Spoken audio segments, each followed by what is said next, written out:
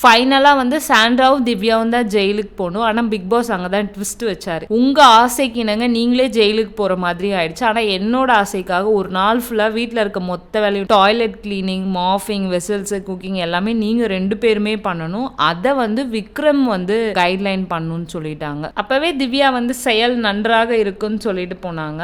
விக்கல்ஸ் வந்து என்னவோ சாதிச்ச மாதிரி உட்கார்ந்து அழுதுட்டு இருந்தாரு. எல்லாரும் டக்குன்னு ஷாக் ஆயிட்டாங்க. ஊத்திக்கிட்டே இருந்துச்சு கண்ணீர். கேட்டா அவர் சந்தோஷமா அழுதாராம். என்ன நம்மள இப்படி எல்லாம் பேசுறாங்க, வெளியே என்ன தெரியும் அப்படின்ற மாதிரிலாம் ஒரு டவுட் இருந்துச்சு. ஏன்னா அவனுங்க ஒஸ்ட்ன்னு சொல்லும் போது கூட இன்னைக்கு வச்சு செய்ய போறாங்கன்னு அந்த இடத்துல கரெக்டா வந்து அவர் வீட்டு தலை போட்டியில பார்ட்டிசிபேட் பண்ண போறான்னு சொன்னது ஒரு நோஸ் கட்டா இருந்துச்சு. அவங்க முகத்துல கரிய பூசிட்டாரு. இந்த இடத்துல அவரோட ஈகோவும் தான் ஸ்டார்ட் ஆயிருக்குன்ற மாதிரி இருந்துச்சு. இவங்களுக்கு சோறு ஈகோ தான் இம்பார்ட்டன்ட், இவங்க கரெக்டா இன்னைக்கு சமைக்க மாட்டாங்க, சோத்துல கை வைக்க போறாங்கன்னு சொல்லிட்டு இருந்தாரு. அவர் வந்து பிரசன்ட்டை வந்து விக்கல் சொல்லிட்டு இருந்தா, நான் திறமையை காட்ட தான் வந்திருக்கேன், அவங்க என்ன ஏதோ தப்பா புரிஞ்சுட்டு இருக்காங்க, என்னைய போய் அவங்களுக்கு அகேன்ஸ்டா நினைக்கிறாங்கன்னு சொல்லிட்டு இருந்தாரு. பிரஜன் வந்து விக்ரம் உங்களுக்கு நான் ஒரு வார்ன் பண்றேன், நான் தனியா தான் கேம் விளையாண்டுட்டு இருக்கேன். அந்த பூண்டு உரிச்சு போட்டது நீங்க வந்து சாண்ட்ரா பண்ணதுக்கு என்னைய தான் வந்து கேட்டீங்க, என்னை கேட்கவே கேட்காதீங்க, நான் இண்டிவிஜுவல் கேம் தான் விளையாடுறேன். உங்களுக்கு உங்க ஒய்ஃப் வரணும்னா 2 நிமிஷம் நான் பிக் பாஸ் கேட்கறேன், நீங்க வேணா உங்க ஒய்ஃபை போய் கூட்டிட்டு வாங்கணும்னு அவர் உடனே போய் கூட்டிட்டு வாங்க. அப்போ விக்கல்ஸ் வீட்டில தான் இருந்திருக்கணும். விக்கல்ஸ் கிட்ட இருக்க ஒரே பழக்கம் என்னன்னா முன்னாடி பேச மாட்டாரு, நிறைய பின்னாடி பேசுற மாதிரி இருக்கும். இதுல சாண்ட்ரா இன்டர்ஃபியர் ஆகும்போது பிரஜன் வந்து இது என்னோட பிரச்சனை, நீ பேசாதன்னு சொன்னாரு. உங்களுக்கு வாய் சரியில்லைன்னு சாண்ட்ரா விக்கல்ஸை பார்த்துட்டு சொல்லிட்டு போயிட்டாங்க. பிரஜனும் வந்து என் வண்டியில வந்து மோதாதீங்க, நான் டேஷை விட மோசமா நடந்துப்பேன்னு இப்படிலாம் பேசிட்டு இருந்தாரு. அந்த இடத்துல வந்து அவரு சேது வரட்டும் என்ன பண்ணலாம் அப்படின்னுட்டு இருந்தாரு. சேதுவா இல்லை, எல்லாருமே வந்து விஜய் சேதுபதி அண்ணன் வாங்க சார்ன்னு வாங்க, இவர் இன்னும் ஃப்ரெண்டோட அந்த கான்செப்ட்ல இருக்காங்க. பாப்போம் வீக்கெண்ட் இதெல்லாம் பாயிண்ட் அவுட் பண்ணி விஜய் சேதுபதி சார் கேட்கிறாரா.